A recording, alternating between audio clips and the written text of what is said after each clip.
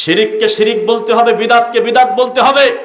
এই দাওয়াতি কাজ করতে গিয়ে আমার দলে যদি 5 জন থাকে, এই 5 জন নিয়ে বিচারের মাঠে দাঁড়িয়ে যাব। 5 লাখ আমার কোনো দরকার নাই ইনশাআল্লাহ। আমরা তো তারা যারা কয়দিন আগেও বলছি ঠিক কিনা, কয় ঠিক, এখনো কয় ঠিক।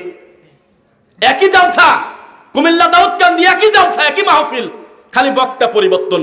দ্বিতীয় বক্তা বলছে যে ডক্টর জাকির নায়েক হলে ইহুদির দালাল, ঠিক কিনা বলেন? কয় হ ঠিক। কারো মাল ছিল হলো দেওবন্দি মাল। এতে ভাই জানে, এখন জিজ্ঞাসা করেন কওমি দেওবন্দি যারা অধিকাংশ, তারা ডক্টর জাকির নায়েককে মানুষই মনে করে না, একদম মুসলমানই মনে করে না, কিছু বাদে। তারা বলছে জাকির নায়েক যদি বাংলাদেশে ঢুকতে যায় আমরা এয়ারপোর্ট ঘেরাও করব। কয়দিন পরে ওর মা ল্যাংটা সানিলেও নাচে গেল আমাদের দেশে 10 কোটি টাকা নিয়ে। কোনো দিন হুজুররা প্রতিবাদ করে নাই।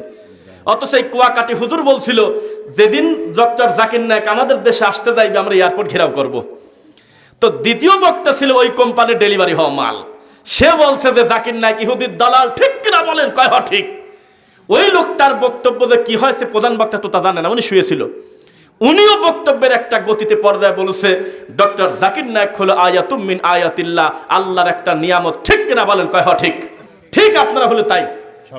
একটু আগে যদি বিএনপির একটা নেতা বক্তব্য দিত, তার নেতার দিকে আপনি বলতেন ঠিক। আওয়ামী লীগের যদি কেউ একটা, এখন হয়তো পরিস্থিতি নাই তার, থাকলে আপনিও খোসা পরিবর্তন করে পোল্টি নিয়ে বলতেন আসি আপনার সাথে। এই তো আপনার নীতি, এই তো আপনার গতি। একই সভাপতি, একই সেক্রেটারি, একই দায়িত্বশীল, একই শ্রোতা, সব ঠিক, মাইকও এক, শুধুমাত্র বক্তা পরিবর্তন। কয় ঠিক কিনা? কয় হ ঠিক। কাফের কয় তাও কয় ঠিক, আবার আল্লাহর নিয়ামত কয় তাও কয় ঠিক।